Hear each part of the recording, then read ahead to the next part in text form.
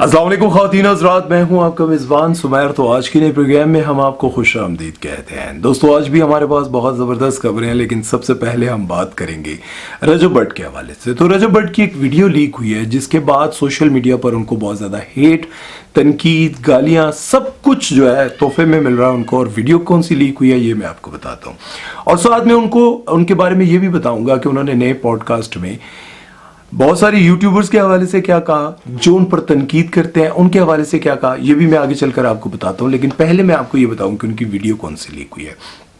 TikTok पर एक option होता है लाइव पर होता यह है कि बहुत सारे लोग बैठे होते हैं, वहां पर आप बात करते हैं, आपस में लड़ाई झगड़ा हो जाता है, और लड़ाई झगड़े के बाद जो कुछ होता है, गालियां और बुरे अल्फाज, ये सब कुछ सामने आता है। इसी तरह से रजब भट्ट टिकटॉक पर लाइव जाते हैं और देखते हैं कि आगे उनके बहनोई भी लाइव बैठे होते हैं। ये दोनों आपस में बात कर रहे होते हैं, और उनके बहनोई 2-3 लड़कियों के साथ और बात कर रहे होते हैं, वो भी लाइव होती है।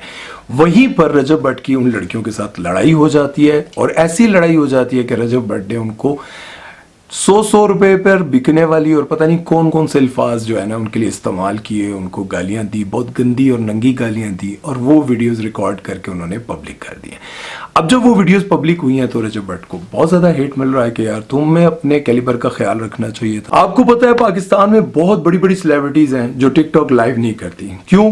वो इसलिए नहीं करती कि टिकटॉक लाइव पर लड़ाई झगड़ा हो जाता है, और जब लड़ाई झगड़ा हो जाता है तो वो वीडियो वायरल बहुत होती है, वहां पर सेंडिंग बहुत होती है।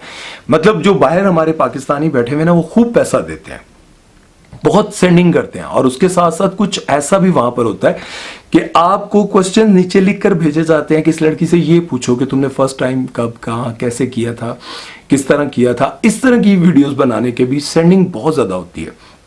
और जो बाहर बैठे होते हैं ना परदेसी, जो पैसा कमा रहे होते हैं, जिनको हम परदेसी बेचारा समझते हैं, यार देखो उनमें बहुत सारे ऐसे हैं जो पैसा कमा कर ना रात को टिकटॉक लाइव पर आकर इस तरह के काम करते हैं कि भाई ये सवाल करो, इससे ऐसा सवाल करो, पहली बार कब, किसके साथ, कहां पर, कैसे हुआ था, कितनी उम्र थी, क्या, कैसे, किस तरीके से, इस तरह के बेहुदा सवालों पर वो खूब सेंडिंग करते हैं। और वो टिकटॉकर्स ऐसे सवाल करने पर रात को जब वो उठते हैं ना, तो कम से कम लाख, 1.5 लाख, 2 लाख रुपया कमा कर उठते हैं। आप सोच रहे होंगे कि ये क्या? हाँ, ऐसी गंदी बातें करने पर, ऐसी हरकतें करने पर उनको लाखों रुपए की सेंडिंग हो जाती है।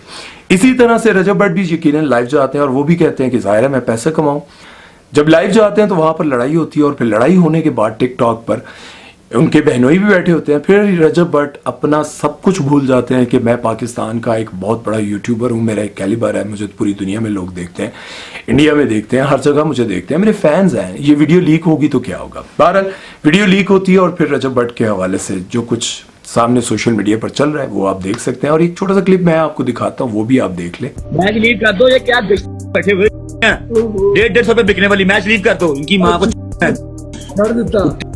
अभी रिसेंटली अहमद अली भट्ट के पॉडकास्ट में रजब भट्ट ने यह कहा कि बहुत सारे ऐसे यूट्यूबर्स हैं जो मुझ पर कीचड़ उछालते हैं, मेरी फैमिली व्लॉगिंग के खिलाफ बात करते हैं, एहतजाज कर रहे होते हैं, और कहते हैं कि हमें ये सब कुछ बुरा लगता है, हम ये बंद करवा कर रहेंगे। लेकिन वो खुद ही मुझ पर बात करके यूट्यूब की मोनेटाइजेशन ऑन रखते हैं, और बात करके $1000-1200 कमा कर आराम से बैठ जाते हैं, और कहते हैं कि मेरी तो व्यूअरशिप अच्छी चल रही है। और इसमें कोई शक नहीं कि लोग जब उन पर बात करते हैं या किसी पर भी बात करते हैं तो वो पैसे के लिए और व्यूअरशिप के लिए बात कर रहे होते हैं।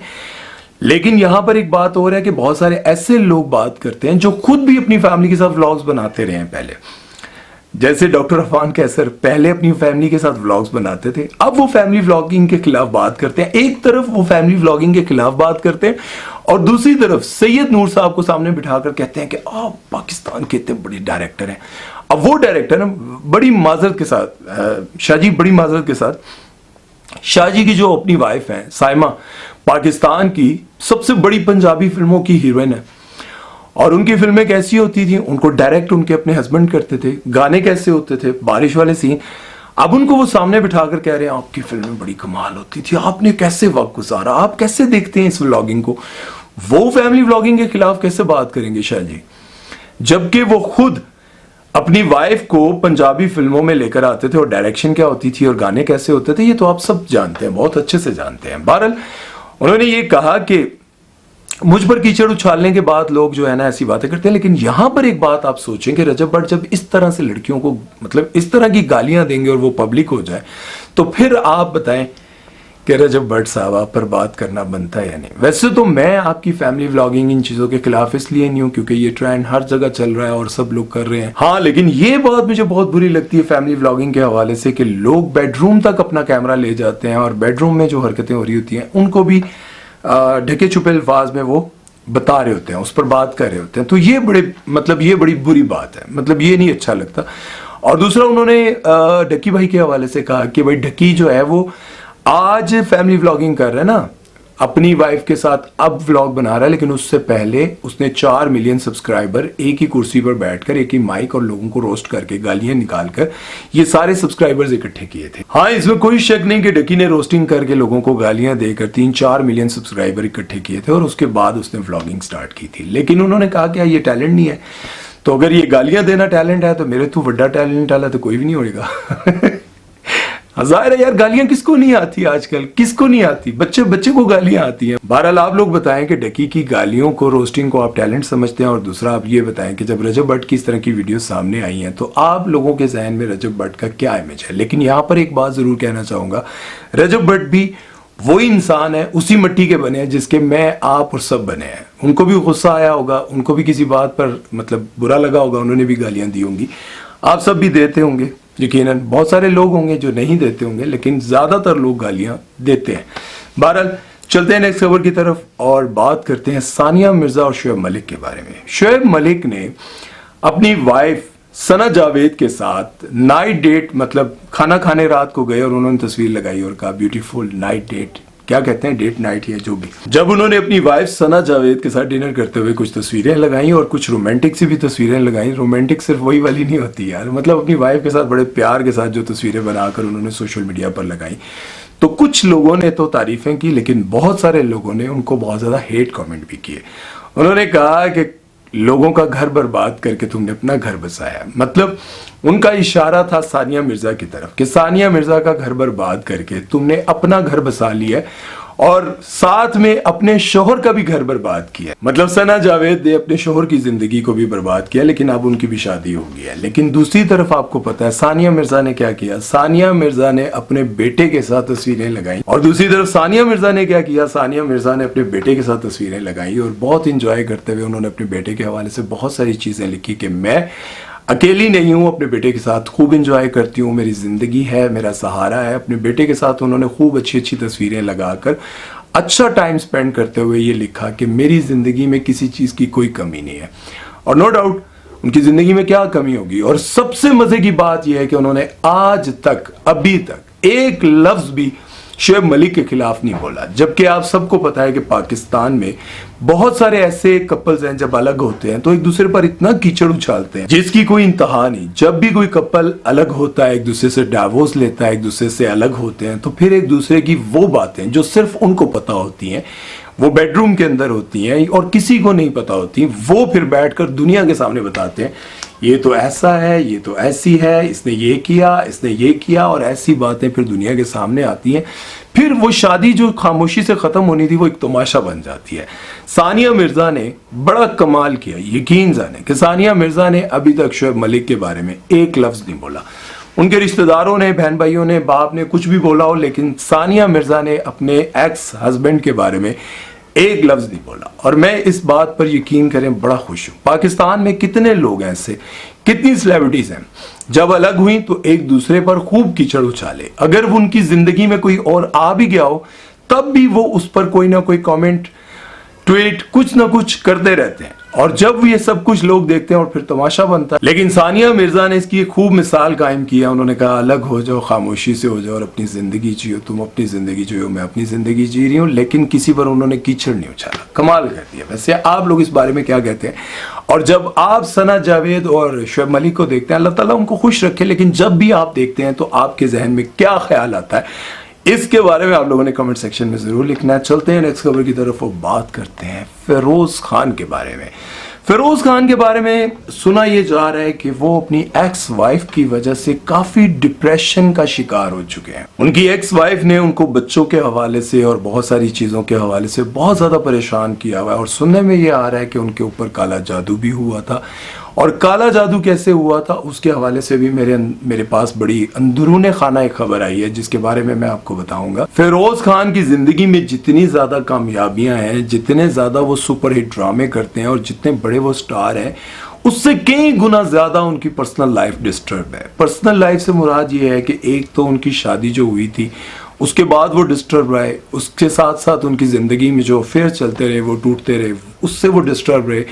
और अब उन्होंने शादी तो कर ली है, लेकिन आजकल सुनने में ये आता है कि उनके ऊपर जादू का बहुत ज्यादा असर है। कुछ उनके बहुत करीबी लोगों का ये भी कहना है कि उनके घर से कुछ ऐसी चीजें भी मिलती रहती हैं जिस पर जादू हुआ होता है, जिस तरह से नींबू के अंदर जो है वो सुइयां लगी हुई, धागे लपेटे हुए और इस तरह के जादू वाली बहुत सारी चीजें जो है वो फिरोज खान के घर से अक्सर मिलती रहती हैं, जिसकी वजह से वो बहुत ज्यादा डिप्रेशन का शिकार हैं, बहुत ज्यादा परेशान है।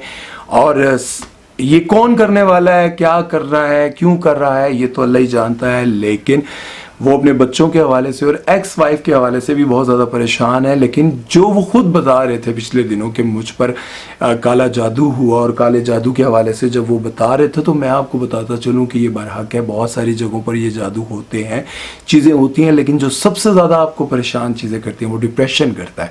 जब आप डिप्रेशन का शिकार हो जाते हैं, जब आपको कोई बड़ा प्रोजेक्ट मिलता है और फिर आपके दरमियान जो है वो आपके बच्चे आ जाते हैं, कभी आपकी एक्स वाइफ आ जाए, या फिर उसके दरमियान जो होने वाली लड़ाई है वो सोशल मीडिया पर ना आ जाए, कोई इस तरह की बातें जब आपको परेशान करती हैं, तो फिर क्या होता है, फिर आप काले जादू से ज़्यादा अपने आप को खुद परेशान करते हैं। देखिए, एक मिसाल मैं आपको देता हूँ। सबसे पहले नबी करीम सल्लल्लाहु अलैहि वसल्लम की ज़िंदगी में कितनी मुश्किलात थी। अकेले निकले थे, अकेले ही थे, उस वक्त कोई साथी नहीं था, और बुतों की पूजा करने वाले सरदारों और ताकतवर लोगों के दरमियान में खड़े होकर कहना कि अल्लाह एक है, उसकी इबादत करें, कितना मुश्किल काम था। फिर उसके बाद उन पर पत्थर बरसाए गए, इतना खून निकला कि जूता मुबारक भी जो है वो भी खून से भर गया। फरिश्ता आता है और कहता है हुक्म दे, दोनों पहाड़ों के दरमियान में इनको पीस देता हूँ। नहीं, हो सकता है इनकी नस्ल में से कोई इस्लाम कबूल कर ले। डिप्रेशन में, कितनी परेशानी में, कितनी तकलीफ में होने के बावजूद भी उन्होंने हौसला रखा। उसके बाद पाकिस्तान में आप देखें बहुत सारे ऐसे लीडर हैं जिन पर बेपनाह किस्म के जुल्म किए गए, लेकिन वो खड़े हैं, अभी तक खड़े हैं, डट के खड़े हैं, उनको हरा नहीं सका। और आपको पता है, जब आपको कामयाबियां नजर आती हैं ना, और आप जिंदगी में कामयाब हो रहे होते हैं, जब आपके दुश्मन बहुत होते हैं, तब वो आपको गिराना चाहते हैं, हराना चाहते हैं, लेकिन वो ये नहीं समझते कि जो काम वो खुद कर रहे हैं ना, हराने के लिए, गिराने के लिए, कहीं उस गड्ढे में वो खुद ही ना गिर जाए। क्योंकि जो किसी के लिए कब्र खोदता है वो खुद ही उसमें गिर जाता है। अल्लाह पाक जब मदद करते हैं ना, तो फिर कोई किसी को गिरा नहीं सकता। कहते हैं जब अल्लाह किसी को इज्जत देने पर आए ना, तो दुनिया की सारी ताकतें मिलकर उसको जिल्लत देना चाहे नहीं जलील कर सकती। लेकिन जब अल्लाह किसी को जिल्लत देने पर आ जाए, रुसवा करने पर आ जाए, फिर दुनिया के इज्जतदार लोग इकट्ठे हो जाएं और उसको अपने साथ बिठाने लग जाएं, लेकिन फिर भी जिल्लत उसका मुकद्दर होती है। इसलिए अल्लाह की ज़ात पर यकीन रखें, और अल्लाह की ज़ात पर यकीन रखने से आपके काम आसान हो जाएंगे, आप लड़ सकेंगे। और उन लोगों को मैं समझाना चाहता हूं जो दूसरों की कामयाबियों को देखकर, दूसरों की पैसे दौलत शोहरत को देखकर जलते हैं, और जलते हुए वो उनके ऊपर जो है ना कोई कीचड़ उछालते रहते हैं, उनके पीछे बातें करते रहते हैं, और बातें घूम घुमा कर आपके सामने आई जाती हैं। सब कुछ करने के बाद कहेंगे हमने क्या किया, मैंने क्या किया, मैं तो गाली नहीं करता इस बारे। तो वो ये सारी चीजें घूम घुमा के सामने आती हैं, और फिर बंदा क्या कहता है। अपनों में छुपे हुए मुनाफिकों से बेहतर है कि अल्लाह ताला किसी गैरतमंद दुश्मन से पाला डलवा दे। अल्लाह ऐसे मुनाफिकों से बचाए, अल्लाह ताला बल्कि दुश्मन से भी सबको बचाए, लेकिन मुनाफिक जो है ना वो बड़ा खतरनाक होता है। गैरतमंद जो दुश्मन होता है ना, वो तो सामने आके वार करता है, लेकिन जो मुनाफिक होता है वो आपके साथ चलता रहता है और आपकी पीठ पीछे छुरा खूबता रहता है, और सामने आकर आपको कहता है मरहम मैं लगा देता हूँ। बहरहाल दुआ करें अल्लाह ताला फिरोज खान की ज़िंदगी में आसानियाँ करे, अल्लाह ताला उनको मुश्किलों से निकाले। और आप सब मेरे लिए भी दुआ कीजिएगा, अल्लाह ताला मेरी भी हिफाजत फरमाए। अपना बहुत सारा ख्याल रखिएगा, दुआ में याद रखिएगा, और आज की सारी खबरों के बारे में अपनी राय ज़रूर दीजिएगा। अल्लाह हाफ़िज़।